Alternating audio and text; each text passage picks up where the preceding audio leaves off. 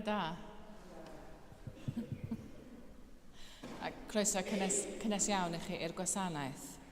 Yn y gwasanaeth yma, fydd y côr yn canu'r gloria bore yma ddim ni.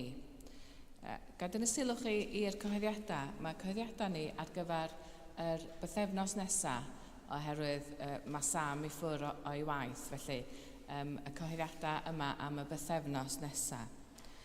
A mae gennym ni ein gwasanaethau a'n gweithgareddau arferol, ond gai dynnu'ch sylw chi i doniau, fel ydych chi'n gwybod sydd yn digwydd am chwarter wedi 1 bob dydd Iau.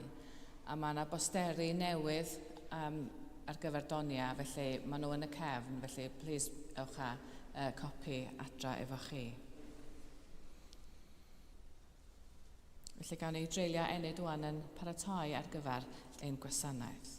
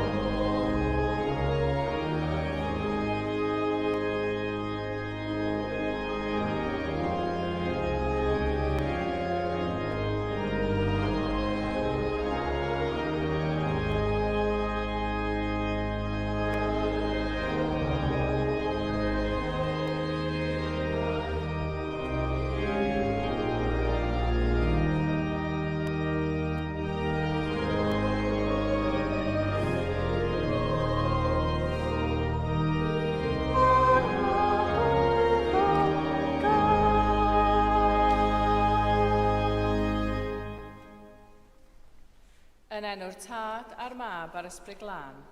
Amen. Gras a thangnefedd a fo gyda chi. Gadw di yn chariad Crist. Dad nefol, y Mae bob calon yn agored i ti. Ni allwn guddio un dim o ddiwrthyd. Glanhau ni a phlam dy ysbryd glân. Mwyn i ni dy garu a ddylun ffydlon. Trwy Iesu Grist ein harglwydd. Dywedodd ein harglwydd Iesu Grist, dewch ata fi, baw sy'n flinedig ac yn llwythog, ac fe rodda fi o'r ffwystra i chwi.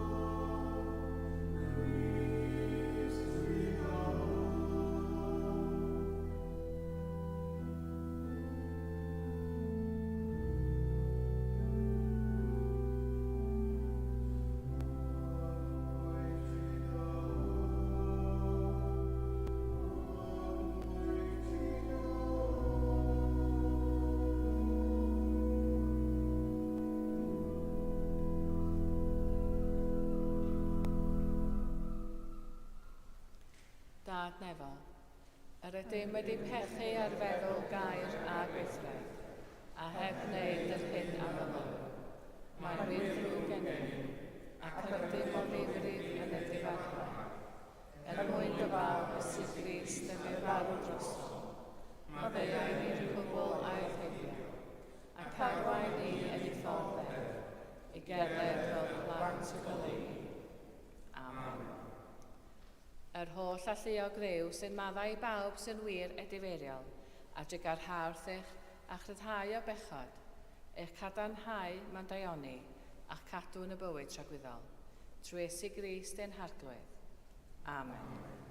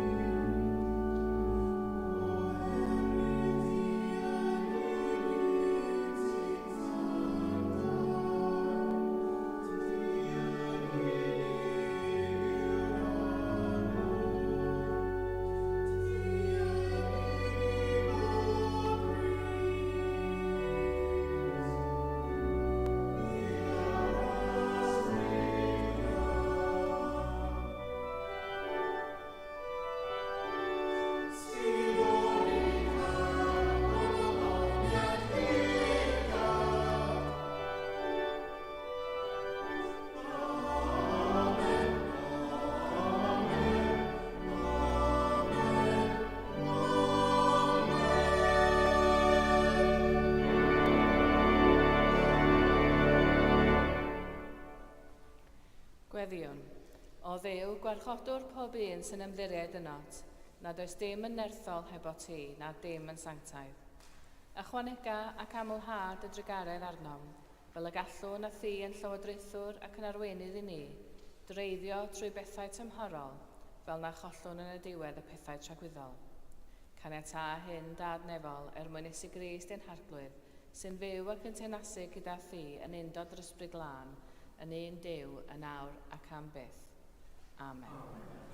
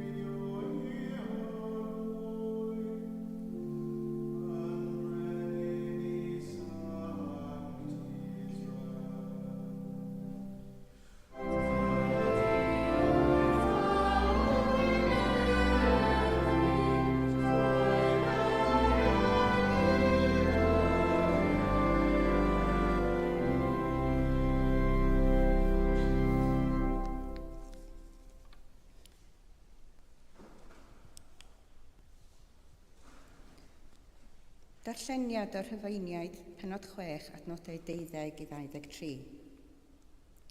Felly, nid yw pechod i deyrnasu yn eich corff marwol, a'ch gorfodi i fyddhau i'w chwantau. Peidiwch ag ildio eich cyneddfau corfforol i bechod, i'w defnyddio i amcanion drwg. Yn hytrach, ildiwch eich hunain i Dduw, yn rhai byw o blith y meirw, ac ildiwch eich cyneddfau iddo, i'w defnyddio i amcanion da. Ni chaiff pechod ar blieithu arnoch, oherwydd nid ydych mwyach dan dernasiad cyfraith, ond dan dernasiad gras. Ond beth sydd yn dilyn? A ydym i ymroi i bechu am nad ydym dan danesiad cyfraith, ond dan dermasiad gras. Ddim ar unrhyw cyfrif. Ond nid ydych yn gwybod os ydych yn eich ildio eich hunain ag ufudd-dod ceithwas i rywun, mae ceithion ydych i'r sawl sy'n cael eich ufudd-dod. Rwy'n bynnag a ydych yn ceithion i bechod a marwolaeth yn dilyn, neu'n geithion i ufudd-dod a chyfiawnder yn dilyn. Ond, diolch i Dduw, yr ydych chwi a fi'n geithion i bechod, yn nawr wedi rhoi ufudd-dod calon i'r patrwm hwnnw'n a thrawiaeth y trwyddodwyd chwi iddo. Cawsoch eich ryddhau oddi wrth pechod, ac eithoch yn geithion i gyfiawnder. Yr wyf yn arfer ymadroddion cyfarwydd, ochos eich cyfyniadau dynol chwi. Fel yr ildios eich cyneddau corfforol gent i fod yn geithion i aflendid ac anghyfraith, a phenrhyddid yn dilyd. Felly, ildiwch chwi nawr i fod yn geithion i gyfiawnder a bywyd sanctaidd yn dilyn. Pan oeddech yn gaeth i bechod, roedd eich yn rhydd oddi wrth cyfiawnder. Beth oedd ffrwyth y gyfnod hwnnw? Ond nid pethau sy'n codi cywilydd arnoch yn awr, oherwydd diwedd y pethau hyn yw marwolaeth. Ond yn awr yr ydych wedi eich ryddhau oddi wrth bechod, a'ch gwneud yn geithion i Dduw. Ac y mae ffrwyth hyn yn eich meddiant, sef bywyd sanctaidd a'r diwedd fydd bywyd tragwyddol. Y mae pechod yn talu cyflog, sef marwolaeth. Ond rhoi yn rhad y mae Duw, rhoi bywyd tragwyddol yng Nghrist Iesu ein harglwydd. Dyma air yr arglwydd.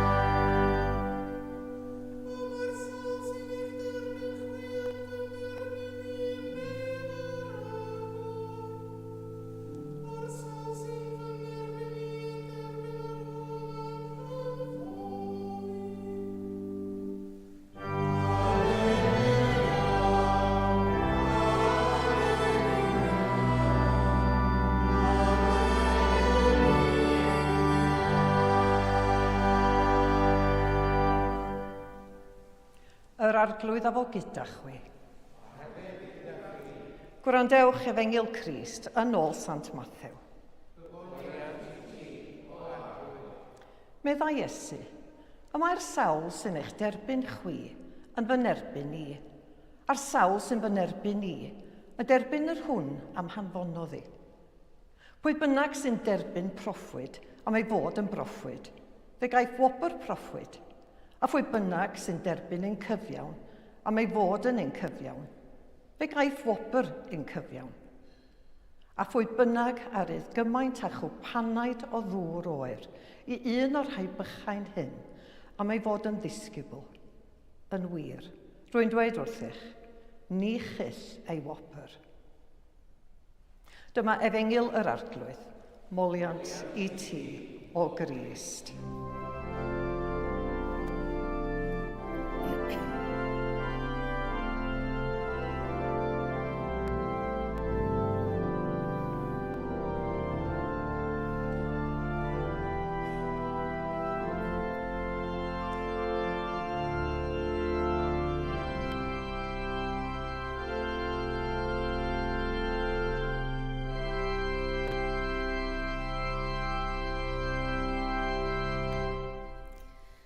Yn enw'r Tad a'r Mab a'r Ysbryd Glân. Amen.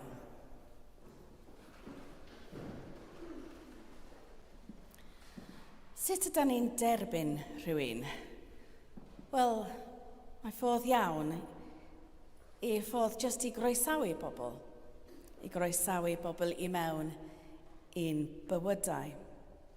A roedd fy nain yn cymryd y syniad o groeso o ddifrif.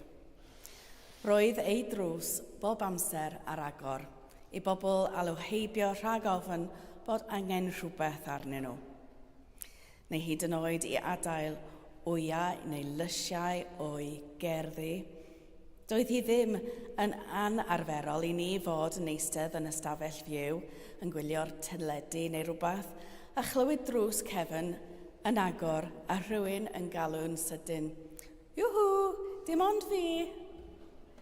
Gallai dim ond fi fod yn un rhywun, ond byddant yn dod i mewn, a byddai nain yn neidio ar ei thraed, byddai bwyd a diod yn cael ei cynnig, byddai'r gadair ora yn cael ei rhoi iddyn nhw fel bod y gwestai yn gyfforddus.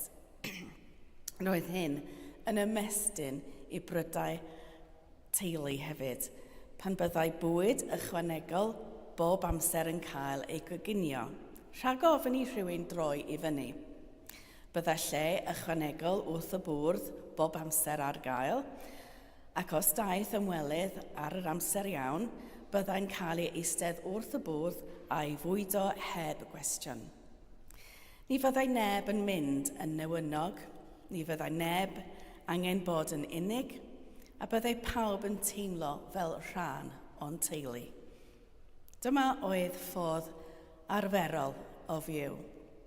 Ffordd o fyw oedd yn cymryd o ddifrif y gorchymyn i groesawu eraill ac i garu eraill fel y mae Crist yn ein caru ni.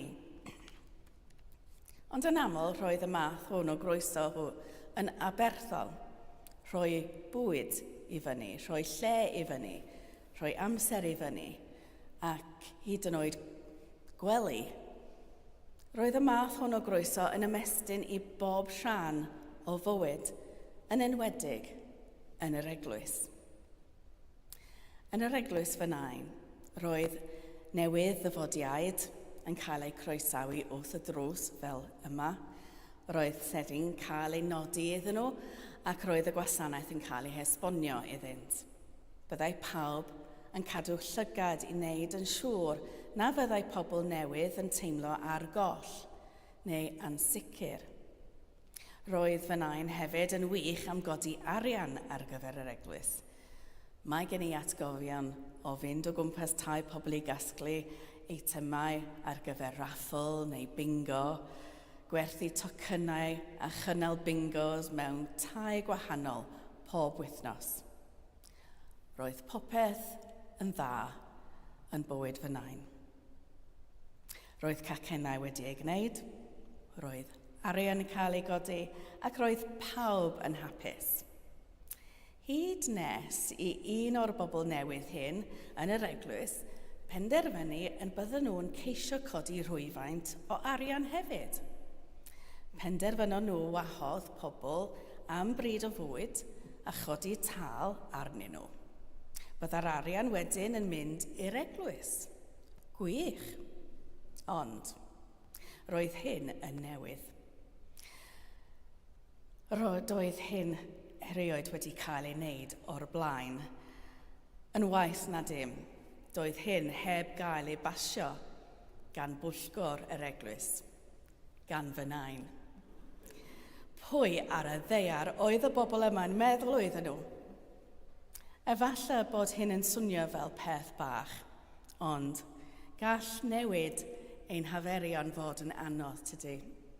Y ffordd ydan ni'n gwneud rhywbeth, yn enwedig os yw'r newid hwnnw'n dod gan rhywun newydd.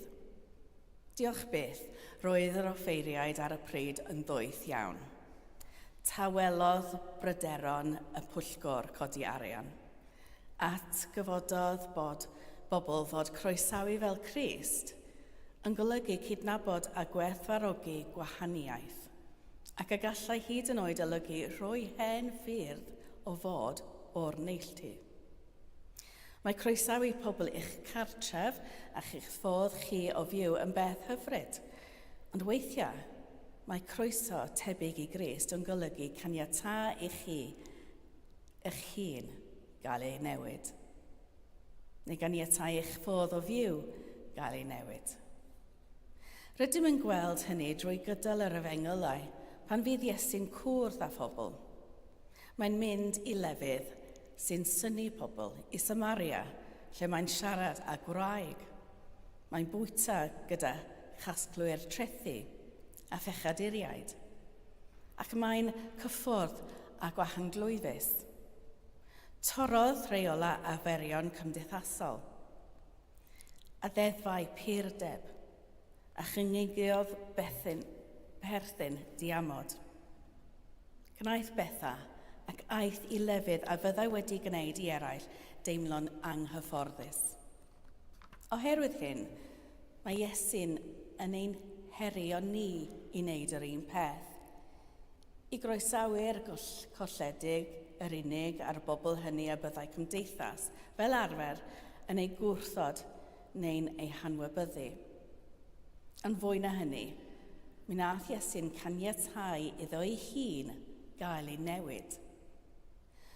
Pan ddywed wrth wraig Serafeniciaid, mae dim ond at ddefaid colledig tu Israel yr oedd wedi dod, gan wrthod yr iachad mae hi'n geisio i'w mech. Nid yw hi'n gadael y mater yn y fan honno. Mam oedd hi. Mae hi'n dadlau ag ef, ac yn y diwedd, mae newid ei feddwl. Roedd yn canolbwyntio ei weinidogaeth yn gyntaf i un cyfeiriad, ond ar ôl y cyfarfod hwn a wraig genedl dieithr, agorodd ei weinidogaeth i'r Iddew ac i'r cenhedloedd. Ganiatáu i chi eich hun gael eich newid gan eraill yw'r math mwyaf radical a mwyaf anodd o groeso o dderbyn rhywun arall. Mae rhan fwyaf ohonom ni'n dda am groesawu, bod yn gyfeillgar a sicrhau bod pobl yn teimlo'n gyfforddus. Rydym yn dda am fwydo ac am gerdded gyda phobl. Rydym hyd yn oed yn gwneud yn dda wrth ofalu am y rhai sy'n wahanol i ni, ac wrth gydnabod delw Duw ym mhawb rydym yn ei cyfarfod. Ond sut fyddwn ni'n teimlo pe bai'r pobl hynny'n ceisio ei newid ni? Beth pe bain nhw'n ceisio newid y ffordd rydyn ni'n yn ei addoli, neu os maen nhw eisiau newid y ffordd rydym yn byw. Beth pe bain nhw'n berniadu'r ffordd rydym yn gwneud pethau. Mae'n mor hawdd mynd yn gyfforddus ar ffordd rydym ni ac ffordd rydym ni'n gwneud pethau. Gallwn anghofio a gallai fod ffyrdd gwell o wneud pethau. Gallai fod ffyrdd mwy effeithiol o ledaenu cariad Duw. Mae hynny'n ddigon anodd i glywed gan y bobl rydym yn ei hadnabod ac yn caru. Ond gall ei glywed gan dieithrin fod hyd yn oed yn anos. Ond dyma'r math o groeso radical mae Iesu'n ei ddangos, a dyma math o groeso mae'n ein herio ni i'w adlewyrchu. Y croeso, neu y derbyn, sy'n gwahodd eraill i mewn ac yn rhannu penderfyniadau gyda nhw. Y croeso sy'n caniatáu i bobl ein newid ni, neu newid ein diwylliant, i rhywbeth mwy debyg i Grist. Dyma croeso sy'n dod â'r gwobrau mae Iesu'n sôn amdanynt yn yr Efengyl heddiw. Y math o groeso sy'n rhannu pŵer a chyfrifoldeb. Y math o groeso sy'n caniatáu i ni newid gan Duw, ond trwy pobl eraill. Pobl newydd. A diolch i Dduw am hynny. Amen.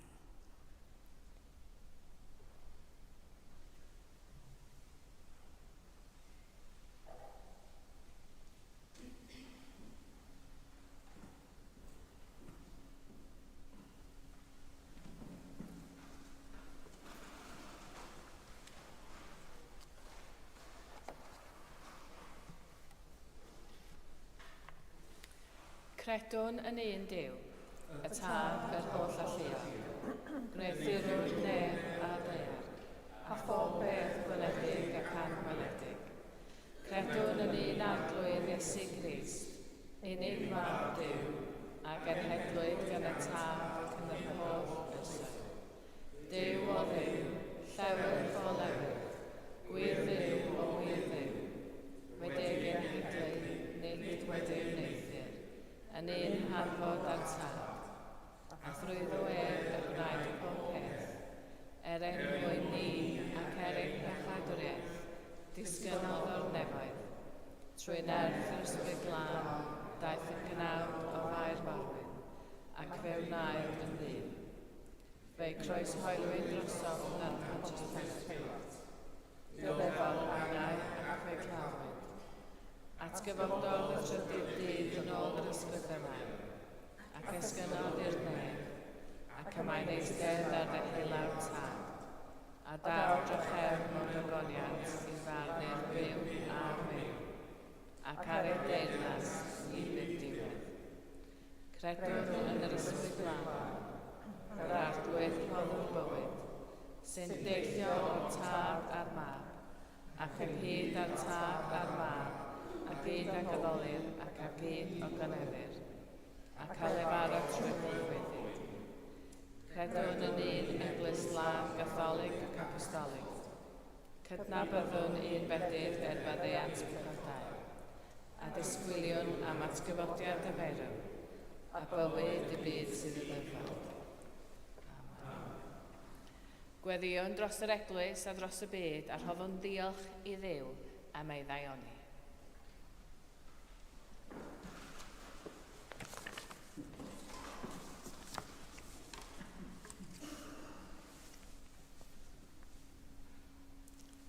Gweddiwn. Benedictus qui venit in nomine Domini. Bendigedig yw'r hyn sy'n dyfod yn enw'r arglwydd. A dyma ni y bore yma yn enw'r arglwydd. Diolchwn i ti o Dduw, dyfod wedi rhoi bywyd i ni. A thod wedi'n galw i wasanaethu mewn lle ac ar adeg arbennig iawn. Am bod yma'n Gristnogion yn eglwys gadeiriol Diniol Sant. Bendithiau'n deon Manon, a bydd gyda hi yn rhinwedd erol newydd fel Ysgol Bangor. Bendithiau hefyd bawb sy'n gwasanaethu yma fel bod gras, cariad a chyfeillgarwch yn ffynnu ac yn sylfaen gadarn iddynt hwy ac i ninau hefyd. Arglwydd yn dy drigaredd.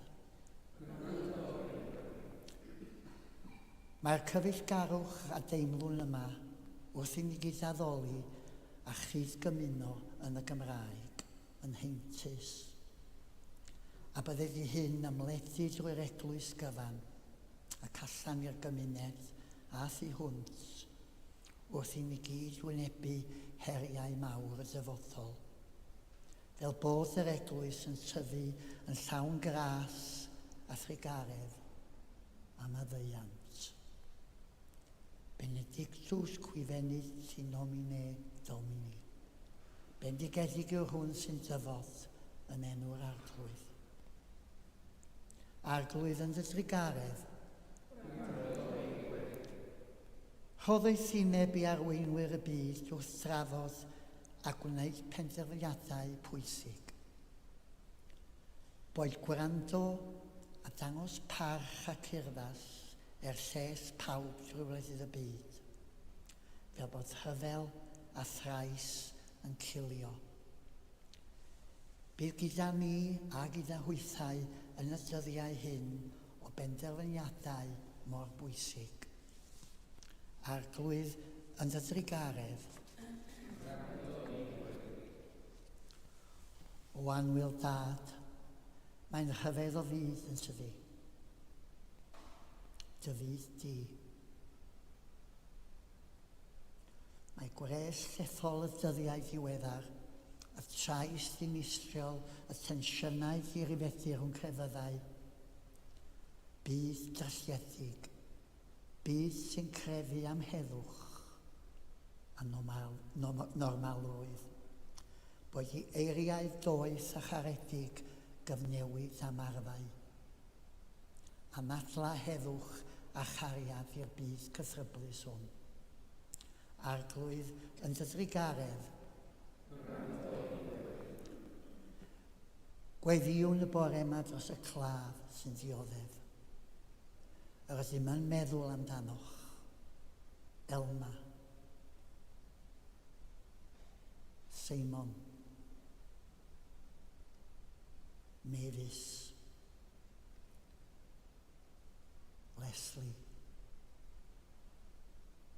Lawrence. Meinir. Anwyliaid i ni sydd yma. Cysura hwy o arglwydd yn hywyllwch i byd. Gadewch i ninnau bore yma gofio am enid. Y tlawdd. Y newynog. Y digartref. Y gorthrymmedig. Yr unig. Y sawl sydd ar neb i'w caru. Yr oedramus. Yr eifil. Yr ofnus. Y pryderus. Y digymorth. A'r diobaith. Ymestyn tuag atynt o arglwydd yn ddygariad di-derfyn. Gan ddiolch i bawb. Gan ddiolch i bawb sy'n nerth a chynhaliaeth iddynt. Arglwydd yn ddydrigaredd. Gwrando ein gweddi. Dduw cariadlon, cofia am y rhai sy'n gael aru. Y rhai sy'n wylo am anwyliaid a goswydd. Y rhai sy'n cerdded trwy ddyffryn dagrau.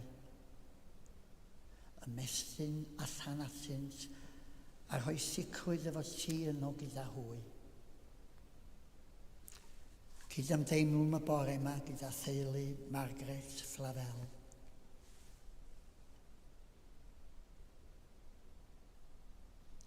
Gorffwys tragwyddol yr oedd yn arglwydd, a llawyrchau goleuni, gorffwysau rhwy mewn tangnefedd.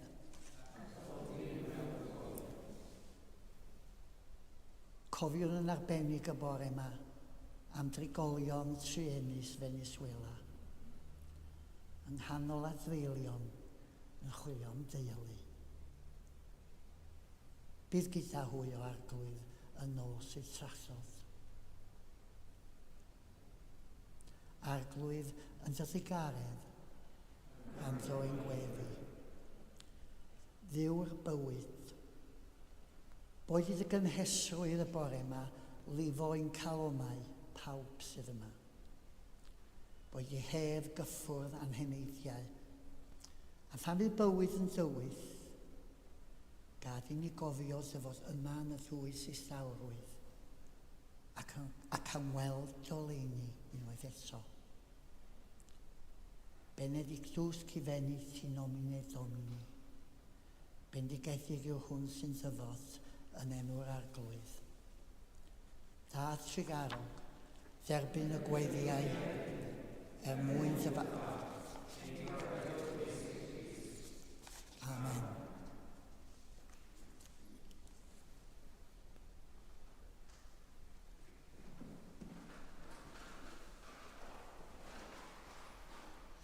Crist yw ein heddwch ni. Cymododd ni a Duw mewn un corff ar y groes, deun ynghyd yn ei enw a'r hanwn ei dangnefedd. Tangnefedd yr arglwydd a fo bob amser gyda chi. A hefyd gyda fi. Gadewch i ni gynnig arwydd o dangnefedd. Tangnefedd.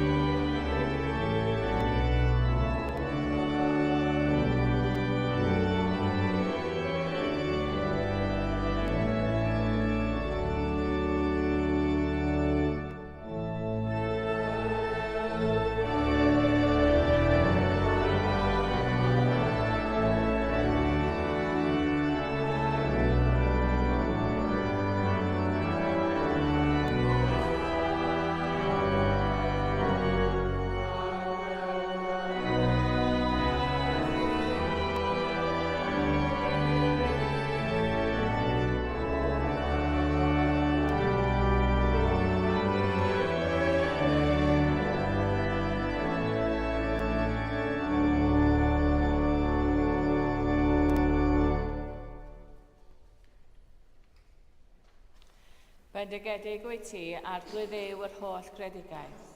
Trwy dy ddaioni y mae gennym y bara hwn i'w yffrymu, rhodd y ddeiar a gwaith dwylod yno. Fe ddaw i ni yn fara'r bywyd. Bendigedig fyddwch Duw am byth. Bendigedig wyt ti arglwydd Dduw yr holl gredigaeth. Trwy dy ddaioni y mae gennym y gwyn hwn i'w yffrymu, ffrwyth y winwydden a gwaith dwylod yno. Fe ddaw i ni yn ddiod ysbrydol. Bendigedig fyddwch Duw am byth. Yr arglwydd a fo gyda chi. A hefyd gyda chi. Dyrchefwch eich calonnau. Ydym yn y gyrchafu at yr arglwydd. Diolchwn i'r arglwydd ein Duw. Iawn yw'r rhoi yn diolch am clod. Iawn yn wir ein dyletswydd a'n llawenydd bob amser ac ym mhob lle i'w diolch i ti, Dad Sanctaidd, holl alluog a bythfiwiol Dduw, trwy Iesu Grist ein harglwydd. Trwy ddo ef yn gwreithos ni ar bydysawd cyfan, pan ddaeth ysbryd glân at Mair fe anwyd Iesu yn un ohonom ni, fe'n carodd ni gymaint fel iddo farw trosom ni. Ar ddydd y Pasg, codais ef o farw'n fyw, gan goncro marwolaeth a drygioni am byth. Ar y Pentecost, rhoddais yr ysbryd glân fel yr addawodd Iesu, i'n helpu ni i fyw yn blant i ti. Felly, yma ar y ddeiar a chyda'r angylion a'r archangylion a phawb yn y nefoedd, molianwn dy enw a chanu.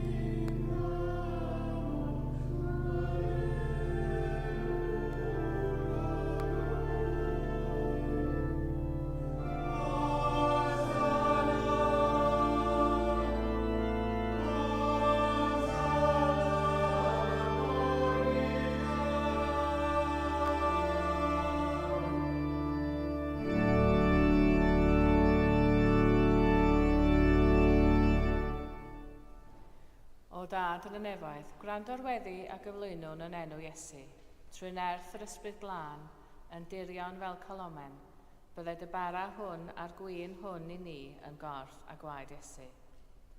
O Dad, cofion pan gafodd Iesu swper gyda'i ffrindiau noson cyn ei farw, fe gymerodd y bara, a diolch i ti. Fe torodd a'i roi i ffrindiau a dweud, cymerwch hwn a'i fwyta, dyma fy nghorff a roddir drosoch chi.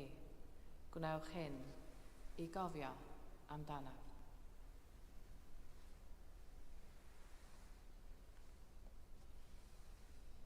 Ar ôl swper, fe gymerodd Iesu y cwpan gwyn.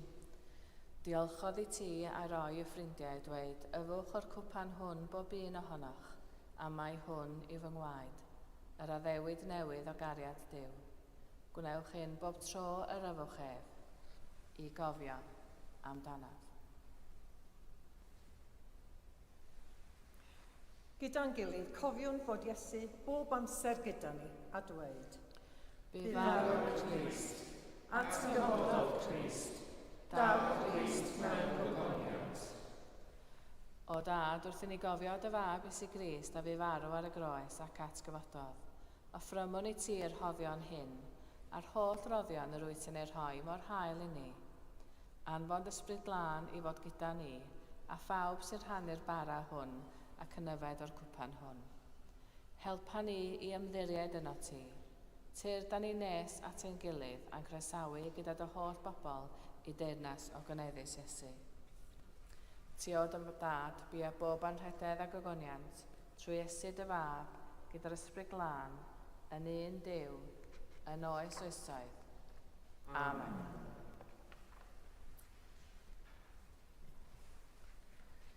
Fel y dysgodd ein iachawdwr ni, gweddion yn hyderus. Ein tad, yr hwnnwyd sy'n y fewn, sancteiddiau'r beddau, deled y deyrnas, neler y dwrthus, megis yn y neb, felly ar y ddear, dyroi ni heddiw ein barau, am raddau ni ein diodol, fel y maddau ein ledwyr, ac nac arwain ni brofedigaeth, eithyr gwared ni'r hardro, can yseiddoi tir deyrnas, a'r gallu a'r gomyniad, yn oes oesoedd. Amen. Yr ydym yn torri'r bara hwn i rannu yng nghorff Crist, a ni'n llawer, un corff ydym, gan ein bod ni oedd yn rhannu'r un bara.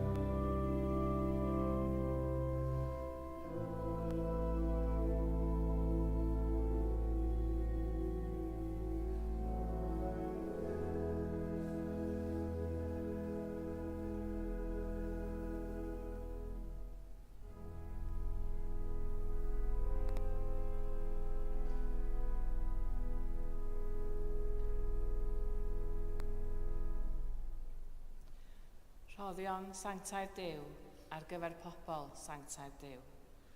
Y mae Iesu Grist yn sanctaidd. Y mae Iesu Grist yn arglwydd. Gwyddoniant Duw dawd.